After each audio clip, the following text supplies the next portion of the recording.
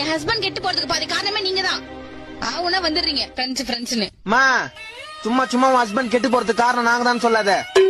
பக்கத்துல நின்னுக்கிறான் பாரு 10 மாசம் பால் குடிக்கிற குழந்தை மாதிரி. எங்களுக்கு பீர் குடிக்கிறதுல இருந்து மொத்த கெட்ட பழக்கத்தையும் கத்து கொடுத்த வாத்தியாரே உங்க ஆத்துக்கார் தான். 6வதுல அமலான்னு ஒரு பொண்ணை லவ் பண்ணா, 8வதுல ஏகவல்லின்னு ஒரு பொண்ணை லவ் பண்ணா, காலேஜ்ல கல்பனான்னு ஒரு பொண்ணை லவ் பண்ணா. இத்தனை பொண்ணுங்களோட வாழ்க்கையை கேட்டுட்டு உங்க கூட வாழ்ந்துக்கிற இவனை நான் கெடுக்கிறோமா? இல்லமா இவனுக்கு என் ஃப்ரெண்ட்ஸே இல்ல. பாத்தியாமா உண்மையா சொன்னதுக்கு எங்களே ஃப்ரெண்ட்ஸ் இல்லன்ட்டா. பாத்துமா தங்கச்சி பின்னாடி வீட்டுல 2 ஆன்டியை உசார் பண்றது கடைசியில உண்மையா ஒய்ஃப் இல்லன்றுவான். வாரம் சனிக்கிழமை நைட்டு எங்களை கூட ஃபுல்லா குடிச்சிட்டு கக்குவான் பாருங்க. உன்னை பத்தி அப்படி கக்குவான். இல்லமா கல்யாணம் ஆகி 6 மாசம் கூட ஆகல. ஏன் தான் கல்யாணம் ஆச்சுன்னு சொல்லிட்டு புலம்பாமா? இல்லமா இல்ல போய் சொல்லாதா குழந்தை பிறக்காது. ஆமாமா பாத்தியா ஐயோ இல்ல இப்ப சொல்லு உன் வீட்டுக்காரன் நாங்க கெடுக்கிறோமா?